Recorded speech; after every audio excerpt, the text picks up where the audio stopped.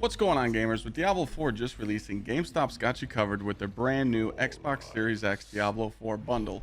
It includes the Xbox Series X, Diablo 4 the game, a controller, and a high-speed HDMI cable. Choose your class, make your builds, and join fellow adventurers when you're taking on new towns, diving into new dungeons, and fighting demons in hyper-realistic 4K.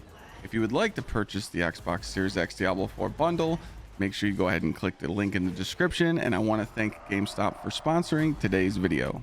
What's going on, gamers? I've been playing a lot of Diablo 4 and I kind of wanted to give you like a how to get started guide. Like, I've been playing with Necromancer. You could clear dungeons like this, have essence unlimited like this, spamming bone spears, and oh boy, when this butcher comes out to see you in a nightmare dungeon, yeah, we'll tell him goodbye. So kind of wanted to explain to you how to get into the game, what build you should follow, or maybe you want to make your own, but kind of just give you an intro. So let's get into it. But when you see this big old map that you don't have, what should you do to get into Diablo? Well, first, you don't have a horse, you don't have a mount, you're not be able to run around like this and be able to just scoot on your horse. Yes, this is a pay to win skin, but yeah, you know, we're a little drippy. What do you do to get your gear ready for mid-game, end-game? As you see, I'm level 74, but once you get to 85, it's halfway to 100. But with the new patch, they've made it easy for you to get XP, and we'll get into that soon. But anyways, what should you do when you first start the game? Well, if I was you, I would speed around the story, get through the acts, because you need to do Act 4 to get your mount. There is a few bosses on the way through the story, so if you feel like you're just getting ran over, there's no shame into leaving and maybe running a dungeon or two. The dungeons look something like this.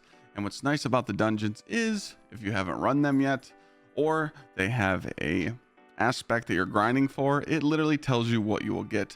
So grinding these dungeons is really good because getting the gear that you need, such as an aspect, you can't go wrong with getting aspects for other characters, and some are class specific or account wide. Make sure you complete the story, you kill the end game boss. So I just want to point out I'm in main town, and you can go talk to the world tier statue, and if you feel like world tier 2 is too hard on some bosses, feel free to change to world tier 1 and get the clear, and then maybe get some better loot and switch tiers. As you see, there's a lot of statues going around this whole map.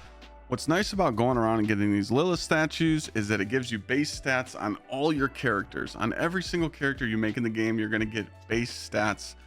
And it's also going to open up this whole map for yourself. There actually is a map or a video online showing you where all these statues are, but it's kind of up to you. And I wanted to point this out because there's a thing called renown. So clearing areas, doing waypoints, strongholds, side quests, areas discovered, side dungeons, and altars of Lilith, going to give you more skill points, more potions. After I finished all my strongholds, I was at 9 potions, and the reason I have 13 is simply just because of my gear, but I'll point this out. As you see on my pants, I have +4 potion capacity, so that's nice as well. It's up to you. You definitely want to do all your strongholds, get 9 potions, and if you want to wait on doing your renown grind, open up all the map, do your statues, and wait to do all your side quests and waypoints when the new season starts this month. When you're going around grabbing statues and doing dungeons, you might see something called a Hell Tide. You should definitely participate in the Hell Tide, get kills, pick up collectibles, and open up chests. There actually is a website, helltides.com, that tells you where the chests are, but this is more what I grinded in endgame, but I just wanted to point this out. If you're in this area and you're picking them up and you're kind of wondering what's going on with all these enemies, it's kind of up to you to participate or not. But when you're killing these enemies and you're picking up Ambrent Cinders, as you see, I have 13 right now, and to open this chest would cost 75. But be careful though, if you die, you're going to lose half of them. So what we thought was patched, you can actually farm cinders on lower level tiers. Come to this chest, simply press escape, or if you're on console, leave the game, go back to the character screen, and then load up on a higher world tier. It will spawn you here, and you could simply loot the chest. But be careful though, there might be a lot of ads around here to ruin your party. So in the beginning of the game, I feel like when you're grinding through and you're kind of learning your build, you're gonna need materials. And to see how many materials you have, you could simply just click on materials and stats and see which materials you have or how to get them. Once you hit level 50, you might have some supplies. So if you want, come to the blacksmith, sell all your junk and get the loot.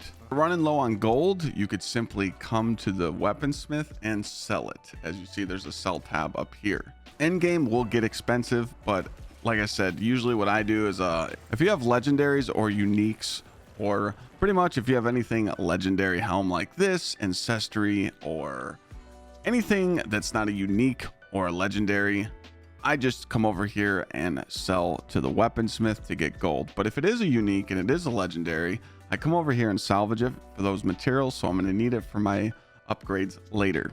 I highly recommend coming to your stash and buying these extra tabs, because once you start farming, it's really hard to keep space for certain aspects for endgame, some possible pieces, jewelry, and skulls for your weapons and armor later in endgame. If you want to get blinged out and add gems like I have, getting maximum health, all you simply have to do is come over here and you're going to add sockets to your armor. As you see, I can't, but you'll be able to add sockets to your helmet. You'll be able to add sockets to everything on here except your gauntlets and your boots. You will put gems on your armor and your weapons, and you'll put skulls on your jewelry. And if you want to add sockets, just simply do this.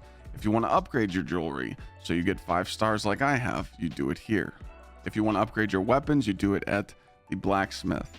But if you simply want to socket gems, you can come here and unsocket them. You see how I took the gems off? Now I'm going to back up, and simply if I want to socket them, you just click right back on. So it's a lot to learn, but I just wanted to point this out. Also, when you come over to the Oculist, so let's just say you like these boots and you did a dungeon and you unlocked the Codex of Power. If you wanted to put an aspect from your inventory, it would be here. But anyways, let's just say you just did a dungeon, you just unlocked this aspect and you want to put it on these boots. You simply click the aspect, come down here and preview it, make sure that's what you want, and imprint the aspect with these materials. Here's where it gets really expensive. What if you like these boots, but you don't want strength? You can re-roll these, but it will get expensive every time you do it. The more you gamble, the more you re-roll, this price goes up and it will take your materials. So be careful. Now let's say you like this aspect on this chest piece and you want it for your inventory like so. Simply throw it in here, aspect preview, and extract it. I'm not going to go over my full build, but I will put my Paragon board and Book of the Dead and everything you need to know about all that. I just really didn't want to get into the Paragon board stuff because you will get lost. You can flip the boards and upgrade glyphs. I just really wanted to get you started here and kind of just give you a head start on getting into the game. But again, this is totally up to you.